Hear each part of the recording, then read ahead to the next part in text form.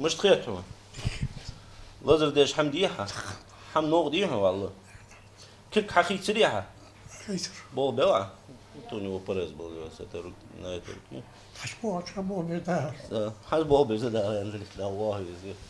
Сейчас 76-летний Магомед Костоев свое прежнее состояние вспоминает как страшный сон. Мужчина обратился в РКБ, когда почувствовал, что правая часть тела онемела. Головная боль, нарушение координации движения, он не мог самостоятельно вставать и ходить без помощи.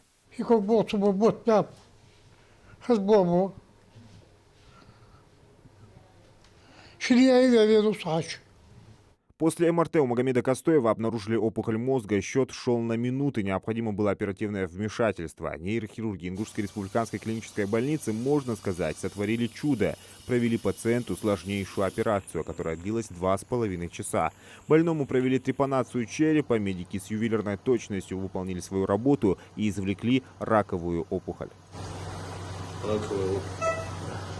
Любое неосторожное движение могло привести к летальному исходу, отмечает Умар Газгиреев, который проводил операцию, так как опухоль прорастала в сосуды мозга, так называемый синус. Этим и объясняется вся сложность, не говоря уже о сопутствующих болезнях пациента. Мы консилиумом посмотрели снимки, посмотрели самого пациента, и родственникам пациента было предложено оперативное вмешательство в объеме костопластической трепанации черепа, микрохирургическое удаление объемного образования.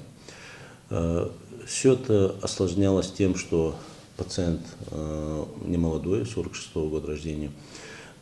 Помимо этого у пациента хроническая обструктивная болезнь легких, гипертоническая болезнь, ИБС, стенокардия, напряжение, сахарный диабет и само расположение опухоли.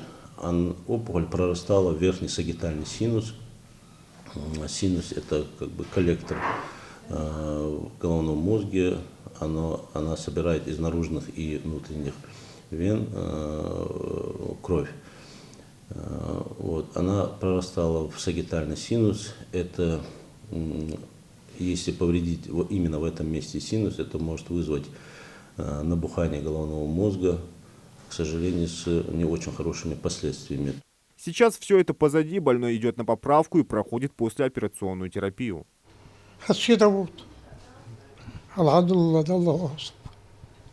Магомед Костоев признается, врачи по воле Всевышнего совершили настоящее чудо. Медики объясняют, если бы не своевременное оперативное вмешательство, больной мог остаться в лучшем случае инвалидом. Это стандартные осложнения возможны. Мы пациенту и мы родственникам объяснили возможные осложнения. Родственники согласились, и мы всей командой пошли в операционный блок. В оперблок участвовал оперирующий нейрохирург, ассистент, анестезиолог, операционная сестра и анестезистка. В РКБ выполняется весь спектр нейрохирургических вмешательств на головной, спинной мозг и периферическую нервную систему. За лечением сюда приезжают и жители других регионов.